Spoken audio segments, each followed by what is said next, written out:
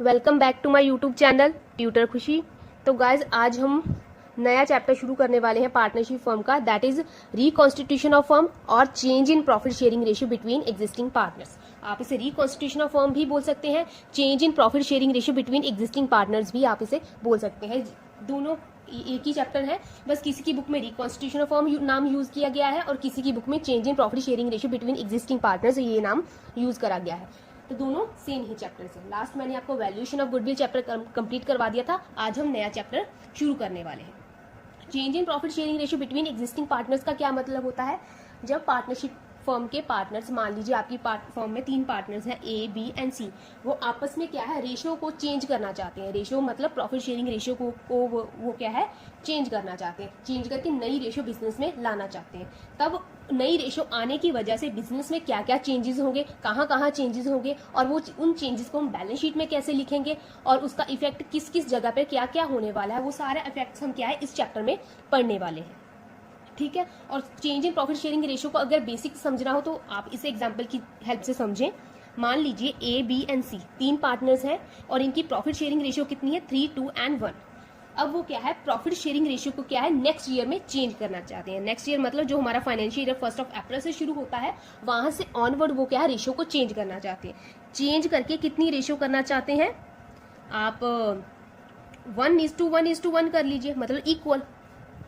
ठीक है ना, रेशियो चेंज करके वो कितनी रेशियो करना चाहते हैं, वो इक्वल रेशियो करना चाहते हैं। तब हम क्या करेंगे, इसका हमें क्या तब हम कैसे अकाउंट्स को मेंटेन करेंगे, इसका इफेक्ट हमारे अकाउंट्स पे कहाँ कहाँ और कैसे पड़ने वाला है और इस चेंजेस को हम बैलेंस शीट में कैसे लिखेंगे, वो सब हम इस चैप्टर में पढ़ेंगे। ठीक है, अब सबसे इंपॉर्टेंट बात है कि वो रेशियो को चेंज ही क्यों करेंगे। एक आपस में उनकी जो अंडरस्टैंडिंग है उसकी बेस ये उस पर ही टोटली बेस करता है कि मान लीजिए देखिए ए सबसे ज्यादा प्रॉफिट ले रहा है, बी उससे कम ले रहा है, सी सबसे कम ले रहा है।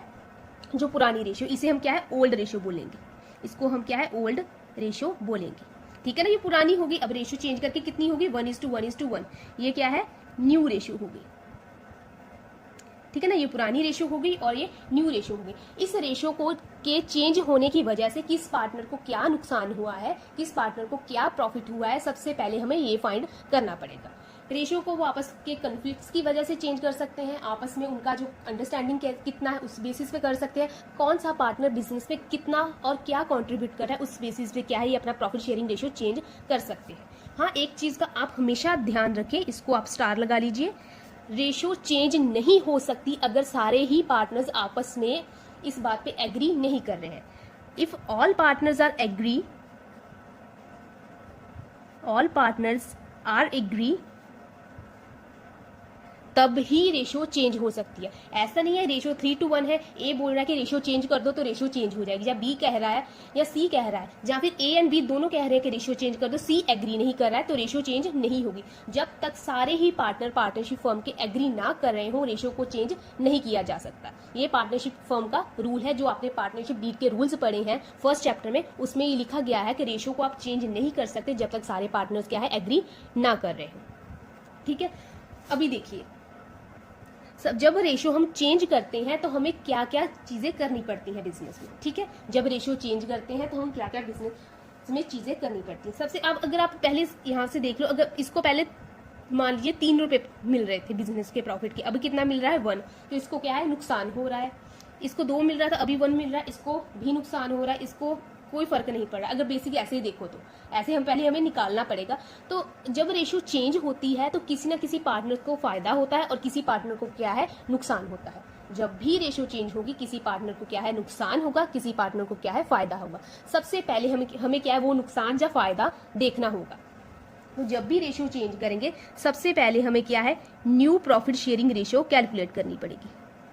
New profit sharing ratio calculate करनी पड़ेगी। ठीक है, अब न्यू प्रॉफिट शेयरिंग रेशियो कभी कभी हमें एग्जाम में या हमारे क्वेश्चन में गिवन होती है, अच्छी बात है गिवन है, and new profit sharing ratio old भी गिवन होगी न्यू भी गिवन है, तो एंड हमें गेन और सेक्रीफाइस फाइंड करना होगा। गेन और सेक्रीफाइस फाइंड करना होगा। अभी देखिए गेन और सेक्रीफाइस का क्या है, जब रेशियो चेंज होगी मैंने पहले ही बताया अभी कि किसी पार्टनर को क्या है फायदा होगा, किसी पार्टनर को क्या है नुकसान हो सकता है रेशियो चेंज होने की वजह से। उस फायदे गेन और उस नुकसान सेक्रीफाइस को क्या है हमें सबसे पहले फाइंड करना होगा। किस पार्टनर को कितना फायदा हुआ, किस पार्टनर को कितना नुकसान हुआ, उसे क्या है सबसे पहले हम फाइंड करेंगे। और दूसरी चीज क्या करेंगे हमें क्या है गुडविल के लिए एडजस्टमेंट करनी होगी गुडविल के लिए। अब गुडविल के लिए एडजस्टमेंट का क्या मतलब है, जब बिजनेस शुरू हुआ तो सारे पार्टनर्स ने आपस में कंट्रीब्यूट किया, राइट। सारे पार्टनर्स ने कंट्रीब्यूट किया, ए ने भी काम किया, बी ने भी काम किया, सी ने भी काम किया। कितने सालों तक काम किया, कितना एफर्ट दिया बिजनेस में, और उस एफर्ट की वजह से बिजनेस की अच्छी खासी गुडविल उन्होंने क्या है क्रिएट की है, ठीक है। अब अच्छी खासी गुडविल क्रिएट हो गई है, अब क्या है आप रेशियो चेंज कर रहे हो। रेशियो चेंज होने की वजह से उस आप जो पार्टनर का गुडविल में शेयर है उस पर भी इफेक्ट पड़ रहा होगा। मान लीजिए जैसे 3 शेयर, इसका 3:1 है, ए का कितना शेयर है 3 है, अब कितना है इतना है, तो इसका जो शेयर है वो कम ज्यादा हुआ होगा। उसके जो गुडविल का शेयर है, उसका बिजनेस में जो गुडविल का शेयर है, ए का शेयर कितना जो है गुडविल में, उस पर क्या और कितना इफेक्ट पड़ा है हमें वो फाइंड करना होगा। उसे हम एडजस्टमेंट ऑफ गुडविल कहते हैं। इसकी एडजस्टमेंट एंट्री बिजनेस में पड़ती है। उसके बाद हम क्या करेंगे, उसके बाद हमें एडजस्ट करना होगा प्रॉफिट को, रिजर्व्स को एंड डेफर्ड रेवेन्यू एक्सपेंडिचर को। डेफर्ड रेवेन्यू एक्सपेंडिचर को, ठीक है। ये कैसे होगा, जैसे जैसे हम ये टॉपिक करते जाएंगे मैं आपको समझाती जाऊंगी। अभी देखिए प्रॉफिट पहले इस रेशो में बांटा जा रहा था, अब इस रेशो में बांटा जाएगा। किसी को कम प्रॉफिट मिलेगा, किसी को ज्यादा प्रॉफिट मिलेगा, किसको कितना कम मिला कितना ज्यादा मिला है वो इस स्टेप में हम काउंट करेंगे। उसके बाद में हम क्या है रीवैल्यूएशन अकाउंट बनाएंगे। रीवैल्यूएशन करेंगे एसेट्स का एंड लायबिलिटीज का। हमें रीवैल्यूएशन करना होगा एसेट्स एंड लायबिलिटी का कि किस एसेट की अब कितनी वैल्यू है, जब हमने खरीदा था तब कितनी वैल्यू थी। उसको रीवैल्यू करेंगे। रीवैल्यूएशन में हमें कुछ प्रॉफिट आ सकता है, कुछ लॉस आ सकता है, उसको हमें कैसे एडजस्ट करना है। और उसके बाद हमें क्या है बैलेंस शीट बनानी होगी, नई वाली बैलेंस शीट बनानी होगी, राइट।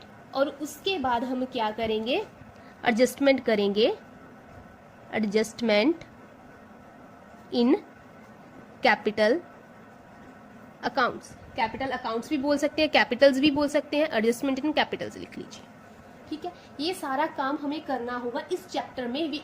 अभी देखिए इतना सारा काम करना क्यों पड़ा, सिर्फ इसी की वजह से क्योंकि उन्होंने क्या है रेशियो को चेंज कर दिया है। इसकी वजह से ही हमें क्या ये सारा काम क्या है बिजनेस में करना पड़ेगा। हमें ये देखना पड़ेगा किसको कितना फायदा है, कितना नुकसान है, गुडविल पे कितना फर्क पड़ा, उसके प्रॉफिट और रिजर्व्स में क्या फर्क पड़ा। रीवैल्यूएशन करना होगा, एसेट्स का नई बैलेंस शीट बनानी होगी और एडजस्टमेंट भी करनी हो सकती है हमें उनके कैपिटल अकाउंट्स में, ठीक है।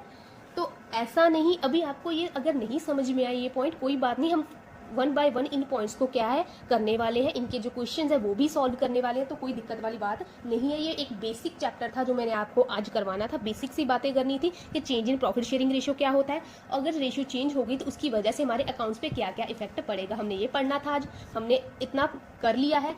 कल हम क्या करेंगे, हम सबसे पहली चीज करेंगे न्यू प्रॉफिट शेयरिंग रेशियो को कैलकुलेट करना, गेन और सैक्रिफाइस को कैलकुलेट करना। इस टॉपिक से हम क्या है इस चैप्टर के न्यूमेरिकल पोर्शन जो प्रैक्टिकल पोर्शन है उसकी शुरुआत करने जा रहे हैं। तो आज के लिए इतना ही रखते हैं। Thank you so much.